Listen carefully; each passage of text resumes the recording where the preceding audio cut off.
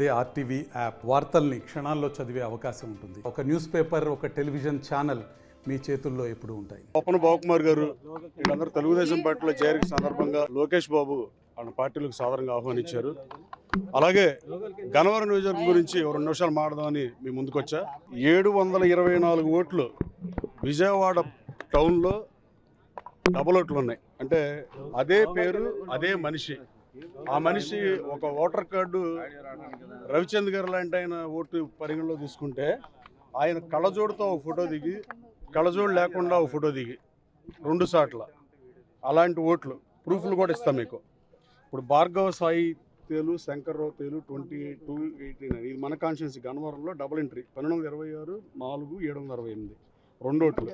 ఇలా మొత్తం 724 ఓట్లు ఉన్నాయి ఇప్పటివరకు ఐడెంటిఫై చేసినాయి. ఈ విఆర్ఓకి లెటర్ ఇచ్చాం, వాళ్ళు ఏం చేస్తారో చూస్తాం. కలెక్టర్ కూడా రిప్రజెంటేషన్ ఇచ్చాం. ఇకపోతే నైబర్ కాన్స్టిట్యున్సీ అది పామర్ కావచ్చు, విజయవాడ సెంట్రల్ కావచ్చు, గన్నవరంలో కూడా ఓటు నమోదు చేశారు వేరే కాన్స్టిట్యున్సీ వాళ్ళు వచ్చి. ఆ లిస్ట్ కూడా క్లియర్గా ఇచ్చాం విఆర్ఓకి, కలెక్టర్కి. వీళ్ళు చర్యలు తీసుకోకపోతే తదుపరి ఎలక్షన్ కమిషన్ దృష్టికి తీసుకెళ్తామా, దీని కార్యక్రమం తీసుకోవాలి. దయచేసి దీన్ని కవర్ చేయమని మీడియా మిత్రులందరికీ అడుగుతున్నాం. అలాగే గత ఎన్నికల్లో గన్నవరం నియోజకవర్గంలో దొంగేళ్ల పట్టాలు ఇచ్చిన విషయం గన్నవరం నియోజకవర్గ ప్రజలకే కాక రాష్ట్ర ప్రజలకు కూడా తెలిసిన విషయమే.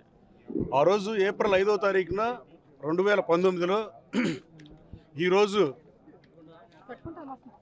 ఈ రోజుకి మా డాక్టర్ రామచంద్ర గారు దుట్టారాజేంద్ర గారు వైసీపీలో ఉన్నాడు. ఆయన వెళ్ళి కేసు నమోదు చేశారు హనుమాన్ జంక్షన్ పోలీస్ స్టేషన్లో. ఆ రోజు ఎంఆర్ఓ డ్యూటీలో ఉన్న ఎలక్షన్ టైంలో ఉన్న ఎంఆర్ఓకి దొంగేళ్ల పట్టాలు పంచారండి. సరే, దాని మీద ఎలక్షన్ పిటిషన్ ఫైల్ చేసాం. హైకోర్టులో కేసు పెండింగ్ ఉంది. ఛార్జ్షీట్లో ముఖ్యమైన ఏవన్నీ తీసేసి మిగతా ఉంచారు. వాళ్ళలో చాలామంది ఇప్పుడు నేను తెలుగుదేశం పార్టీలోకి మారాను కాబట్టి నాతో పాటు నా సహచరులుగా మా నాయకుల పేర్లు కూడా ఉన్నాయి. అలాగే నూజివీడు కోర్టులో కూడా కేసు ఫైల్ చేసాం ఆ దొంగల పట్టాల మీద. సరే, గతం కథ అని వదిలేద్దామంటే అది జరిగిపోయిందని చరిత్రలో కాలగమంలో కలిసిపోతుంది. కాబట్టి ఇప్పుడు ఈ ప్రభుత్వాన్ని డిమాండ్ చేస్తున్నా, జగన్మోహన్ రెడ్డి గారు మీరు రాష్ట్ర వ్యాప్తంగా ఇళ్ల పట్టాలు ఇచ్చినప్పుడు, నేను వైఎస్ఆర్ కాంగ్రెస్ పార్టీలో ఉన్నప్పుడు 5 మాసాలు ఇన్ఛార్జ్గా ఉన్నప్పుడు గన్నవరం టౌన్లో 700 మంది అర్హులకి నిరుపేదలకు ఇళ్ల పట్టాలు నేనే ఇచ్చా. ఆ పొలం ఎక్వైర్ చేసిన వాళ్ళ దగ్గర, రైతుల దగ్గర జాయింట్ కలెక్టర్కి కమిషన్ నేను ఇవ్వనివ్వాలి. నా పేరు చెప్పమన్నా, నేను తీసుకోవాలి కిక్ బ్యాక్లు. అక్కడ అప్పారావు మరలపాలెం, అలాగే విశ్వేశ్వరరావు మరలపాలెం అట్ట పొలాలు. అలాగే వెనికేపాడులో 2000 మందికి ఇళ్ల స్థలాలు ఇచ్చా. బోపులపాడులో ఇచ్చా.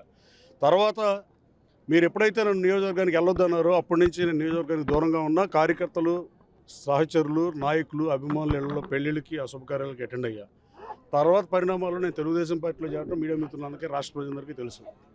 కానీ జగన్మోహన్ రెడ్డి గారి ప్రభుత్వం ఇచ్చే ఇళ్ల స్థలాల పంపిణీ విషయంలో మళ్ళీ గన్నవరంలో మరోసారి దొంగ ఇళ్ల పట్టాల పంపిణీకి రంగం సిద్ధమైంది. ఆ రోజున మొన్నటి వరకు ఎంఆర్ఓగా ఉన్న నరసింహారావు అనే ఆయన మళ్ళీ సంతకాలు పెట్టి ఇప్పుడు ఇచ్చే పరిస్థితి ఉంది. కొండలు మాయమైనవి. ఆ కొండగట్టు పొలాలు, అసైన్డ్ ల్యాండ్ని పొజిషన్ సర్టిఫికేట్ ఇద్దామని ప్లాన్ చేసే పరిస్థితి కొన్ని గ్రామాల్లో అసైన్డ్ ల్యాండ్ని, కొన్ని గ్రామాల్లో ప్రైవేటు వ్యక్తుల దగ్గర భూమి తీసుకుని మా అంగీకారంతోనే ప్రభుత్వానికి ఇస్తున్నాం, ఇప్పుడు డబ్బులు ఇవ్వకపోయినా పర్వాలేదు అనే పరిస్థితుల్లో కొన్ని గ్రామాల్లో మళ్ళీ దొంగల పట్టాలు ఇవ్వడానికి రంగం సిద్ధమైంది. జగన్మోహన్ రెడ్డి గారు మీరు ఇద్దాం అనుకునేది ఇదేనా? జగన్మోహన్ రెడ్డి గారు ప్రభుత్వాన్ని సూటిగా ప్రశ్నిస్తున్నాం. మీ దగ్గర పనిచేసి వచ్చా, మీరు ఇచ్చే జగనన్న కాలనీలో ఫస్ట్ స్వాగతించేది నేను గన్నవరం నియోజకవర్గంలో మట్టి తోటకు రాజకీయాల్లోకి రాలా. నేను గన్నవరం నియోజకవర్గంలో అవినీతికి కానీ అక్రమాలకు కానీ పాల్పడలా.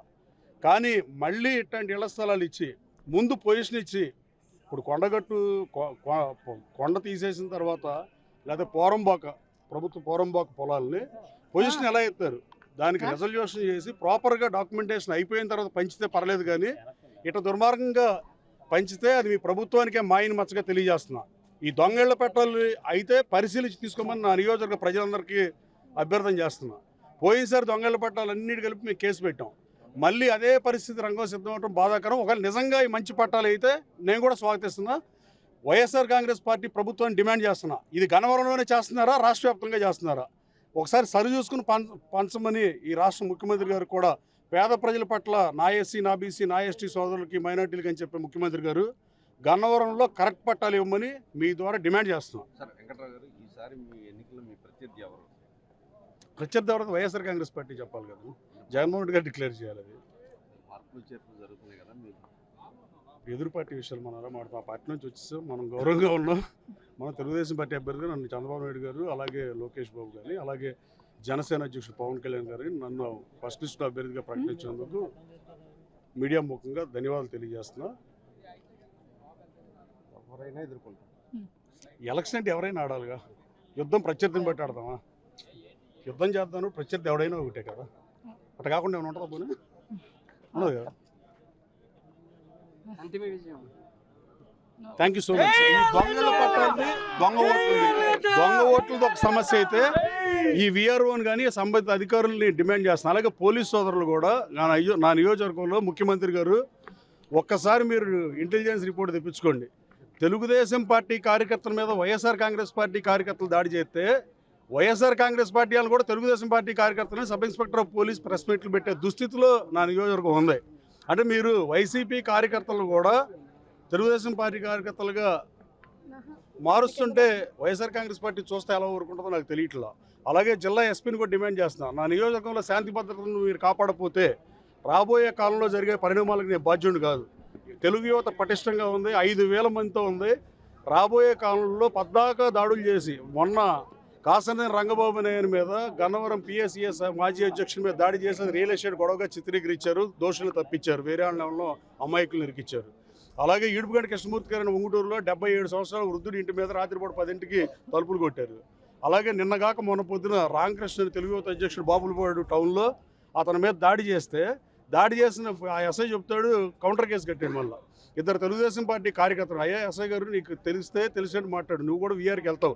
ప్రభుత్వానికి భయపడి దుర్మార్గంగా వ్యవహరిస్తే రాబోయే కాలంలో ప్రభుత్వం వచ్చినాక మేము కూడా న్యూటన్ థర్డ్లాగా ప్రతి చర్యకు సమానమైన వ్యతిరేకమైన ప్రతి చర్య ఉంటుందని మీకు తెలియజేస్తున్నా. తెలుగుదేశం పార్టీ కార్యకర్తలు ఇద్దరు గొడవ పడితే తెలుగుదేశం పార్టీ ప్రెసిడెంట్ ఉంటాడు, మండల పార్టీ ప్రెసిడెంట్ ఉంటాడు, నేనున్నా, జిల్లా పార్టీ ప్రెసిడెంట్ ఉంటాడు, కొనగళ్ళ నారాయణ గారు ఉంటాడు. ఇట్లా ఎవరో ఒకళ్ళు కొల్లు రవీంద్ర గారు ఇంకోళ్ళు మేము పరీక్షించుకుంటాం తప్ప పోలీస్గా నీకు అది నీ డ్యూటీ కాదని కూడా ఎస్ఐకి వార్నింగ్ ఇస్తున్నా. అది దుర్మార్గంగా వ్యవహరిస్తాం, చాలా బాధాకరం. పోలీస్ శాఖ నిష్పక్షపాతంగా ఉండకపోయినా కనీసం ప్రభుత్వ పక్షాల నుండి 60 పైసలు లేకుండా 40 పైసలు నిజాయితీ ఉండాల్సిందిగా పోలీసు వారిని కోరుతున్నా. Thank you. మరిన్ని వీడియోస్ కోసం ఛానల్ ని సబ్స్క్రైబ్ చేయండి, లేటెస్ట్ అప్డేట్స్ కోసం వాట్సాప్ ఛానల్ ని ఫాలో చేయండి అండ్ లింక్ డిస్క్రిప్షన్ లో ఉంది.